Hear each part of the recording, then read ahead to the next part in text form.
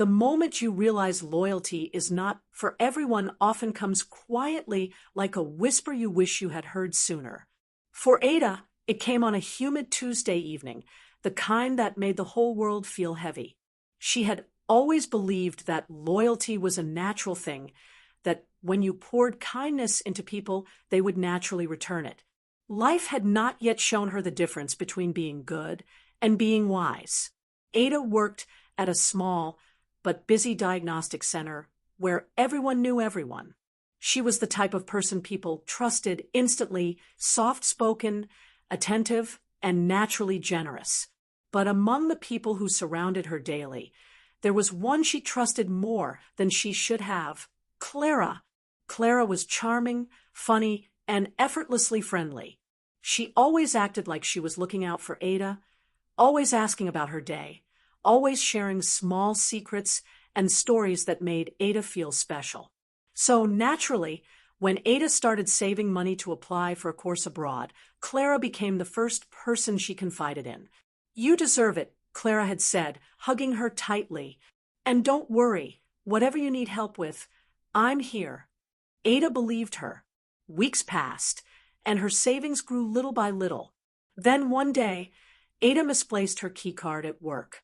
Clara was nearby when she panicked, and she casually said, "Don't worry, I've seen it in your locker earlier.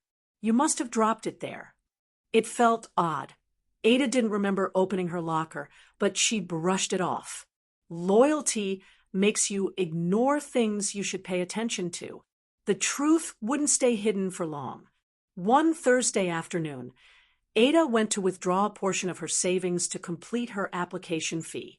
Her heart raced with excitement, but when she checked her account balance, the numbers on the screen didn't make sense. She blinked, rubbed her eyes, checked again. Her savings were gone. Not reduced, gone. Ada stood frozen. Her throat tightened, her hands trembled, and her vision blurred. She contacted the bank in panic, her voice barely stable as she asked them to trace the transactions. When the statement arrived, her heart sank.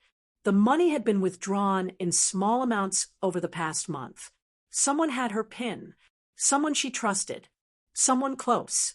Her mind raced back to Clara's strange comment about seeing her keycard inside her locker.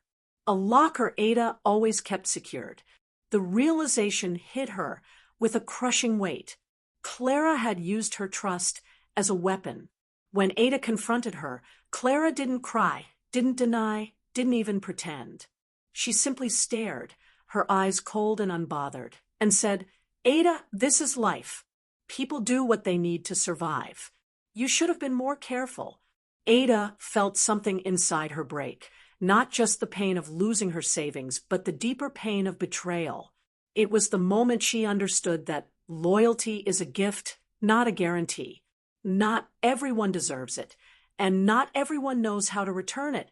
She walked away in silence, letting her tears fall only when she was alone. It took months to rebuild what she had lost, but in that rebuilding, she gained something more valuable than money: discernment. Ada learned to observe people more closely, not through their words, but through their patterns.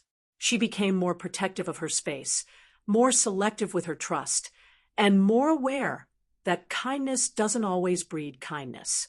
Years later, when she finally achieved her dream and stood in a new country building a new life, she looked back at that painful moment with surprising gratitude. That betrayal, as deep as it was, had strengthened her judgment. It taught her that betrayal doesn't mean you were foolish. It means you were pure in a world where not everyone shares your heart.